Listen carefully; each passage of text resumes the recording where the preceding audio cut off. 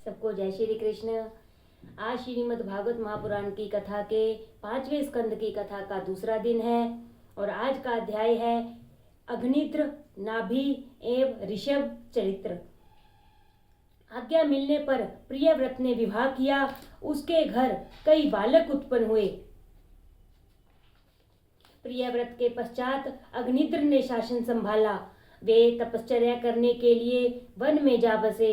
उनके तप में पूर्व वासना, पूर्व चित्ती बाधाएं उपस्थित करने लगी। चित्त में रहने वाली पूर्व जन्म की वासना ही पूर्व चित्ती है। भोगे हुए विषय सुख का स्मरण और उनके कारण मन में बसी हुई सूक्ष्म वासना ही पूर्व चित्ती है। पूर्व की वासना शीघ्र छूट नहीं सकती। इंद्रियों को मिला हुआ सुख वे बार बार मांगती रहेंगी। ऐसी वासना जगने पर मन को समझाना होगा कि तूने आज तक कितना सुखोपभोग किया, फिर भी तृप्ति नहीं हो पाई है क्या? जब तक विषयों का आकर्षण है तब तक विषय इच्छा नष्ट नहीं हो पाती। विषयों के प्रति आकर्षण न रहने पर विषय इच्छा नष्ट होती है। संसारिक विषयों में जब तक रुचि रहती है तब तक यह जीव ज्ञान भक्ति के मार्ग में आगे नहीं बढ़ सकता। पूर्व चित्ती सभी को सताती है। पूर्व चित्ती का अर्थ है पूर्व संस्कार। निर्विति होने पर भी पूर्व की वासना का स्मरण होते रहना ही पूर्व चित्ती है। अग्निद्र राजा पूर्व चित्ती में फंसे हुए हैं। अग्निद्र के घर नाभि हुए। नाभि के घर पुत्र रूप ऋषभदेव हुए। ऋषभदेव जी ज्ञान के अवतार थे। ज्ञानी परमहंसों का व्यवहार वर्तन किस प्रकार का होता है बताने के लिए भगवान ने ऋषभदेव के रूप में जन्म धारण किया। वे जगत को ज्ञानी परमहंस का आदर्श बताना चाहते थे। ऋषभ का अर्थ है सर्वश्रेष्ठ। ऋषभदेव बार बार उपदेश देते हैं कि मानव जीवन भोग के लिए नहीं, तपश्चर्या के लिए है। तप करो और सभी में ईश्वर को देखो। विषय सुखों में ही मानव शरीर का दुर्व्यव मत करो। जगत में ज्ञानी परमहंसों को किस प्रकार रहना चाहिए यह बताने के लिए ऋषभदेव ने सभी संगों का और सर्वस्व का त्याग किया। अनेक सिद्धियां उनके पास आई, फिर भी वे उनमें नहीं फंसे। गृहस्थ के लिए धन त्याग और काम सुख का त्याग करना जितना कठिन है उससे भी कहीं अधिक कठिन है महात्माओं के लिए सिद्धियों का त्याग। ऋषभदेव जी नग्नावस्था में ही घूमते फिरते हैं, खड़े खड़े ही खा लेते हैं, बैल की बांती सब्जी का आहार करते हैं। किसी के द्वारा पीटे जाने पर वे मान लेते हैं कि शरीर ही पीटा गया है, मैं शरीर से भिन्न हूँ, ब्रह्मानिष्ठ हूँ। सभी जानते हैं कि शरीर से आत्मा भिन्न है, किंतु इसका अनुभव तो बहुत कम व्यक्ति ही कर सकते हैं। श्रीफल नारियल में अंदर का सफेद गोला और उसका कठोर आवरण एक न होने पर भी जब तक अंदर पानी है तब तक वे एक दूसरे को छोड़ते नहीं हैं। इसी प्रकार जब मनुष्य को विषय में रस है, विषय की आसक्ति है, तब तक शरीर और आत्मा की भिन्नता का अनुभव नहीं हो सकता। शरीर आवरण है, आत्मा गोला है। विषय रस पानी है। संसार की किसी भी वस्तु में जब तक रस है तब तक शरीर और आत्मा की भिन्नता का अनुभव नहीं हो सकता। शारीरिक उपभोगों में आनंद नहीं है, आत्मा ही आनंद रूप है। नाम रूप का मोह जब तक नहीं छूटता तब तक आत्मा और देह की भिन्नता समझ में नहीं आती। इसके विपरीत देहाध्यास बढ़ता ही है। संसार के जड़ पदार्थों से अति स्नेह करने से जड़ाध्यास भी बढ़ता ही है। वैराग्य के बिना ब्रह्मा ज्ञान स्थायी नहीं हो पाता।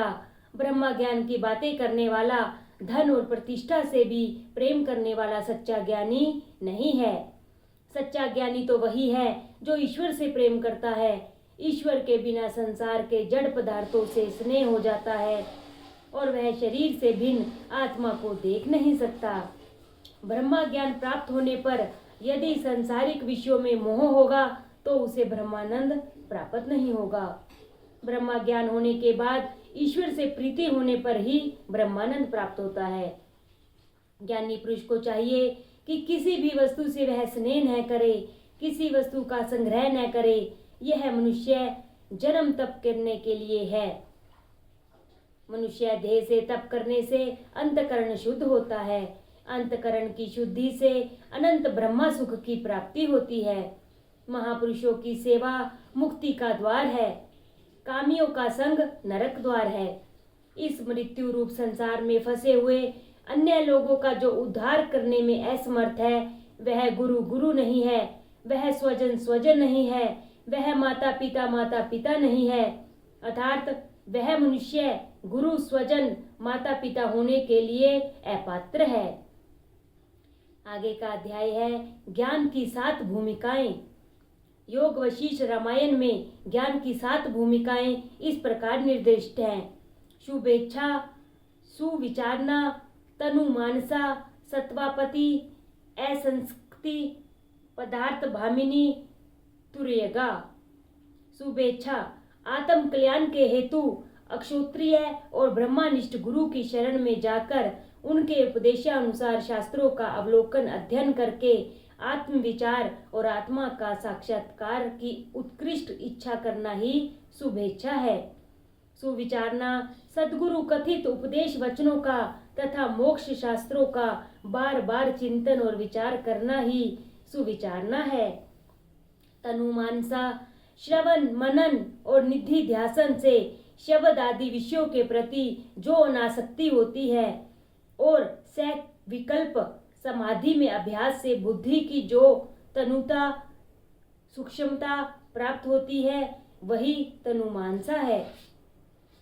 सत्वापति, उपयुक्त 3 से साक्षात्कार पर्यंत स्थिति अर्थात निर्विकल्प समाधि रूप स्थिति ही सत्वापति है।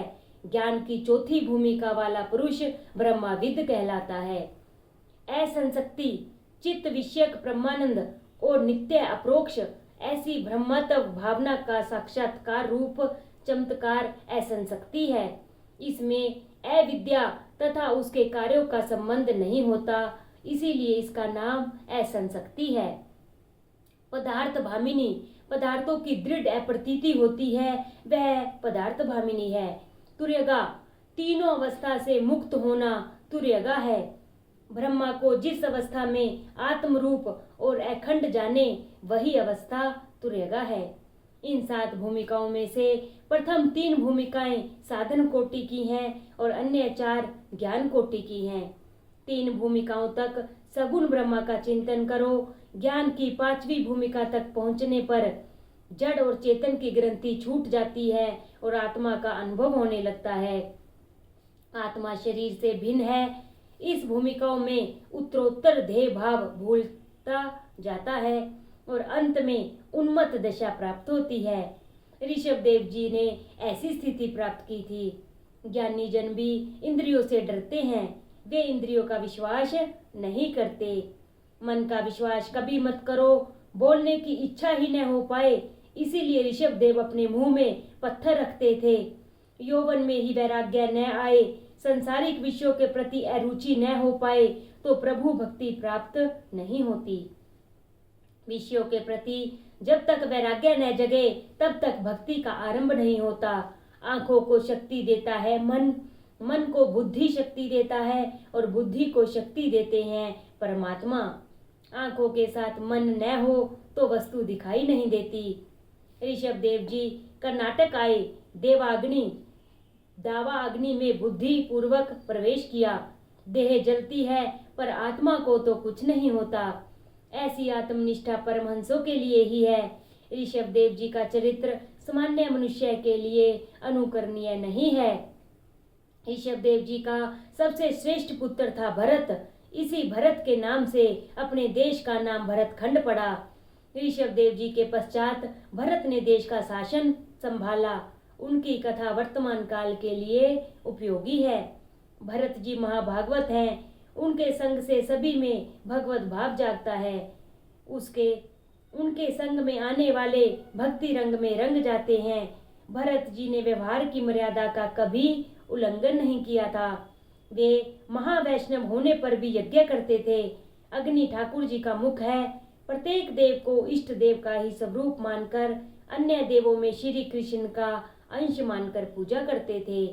अनेक यज्ञ करके उसका सारा पुण्य श्री कृष्ण जी के चरणों में ही अर्पित करते थे। कर्म फल परमात्मा को अर्पित करोगे तो आनंद होगा। कर्म फल प्रभु को अर्पित करने से कर्म का अभिमान नष्ट होता है।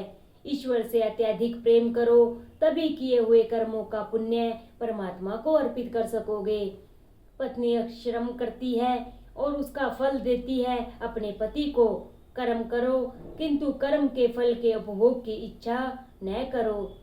कर्म फल के उपभोग की इच्छा रखोगे तो कर्म का अल्प फल ही मिलेगा, पर यदि वह कर्म फल भगवान को अर्पित करोगे तो अनंत फल मिलेगा। सकाम कर्म की भागवत में कई स्थानों पर निंदा की गई है। सकाम कर्म में अक्षति होने पर अक्षमा नहीं मिल पाती। भरत निष्काम भाव से कर्म करते थे और उसका पुण्य श्री कृष्ण को अर्पित करते थे। सत्कर्म की समाप्ति में कहना है, अनेन कर्मणा भगवान परमेश्वर है, प्रियताम न मम है। बोलो श्री कृष्ण भगवान की जय। बोलो श्रीमद् भागवत महापुराण की जय। कल की कथा का अध्याय होगा भरत चरित्र। जय श्री कृष्ण।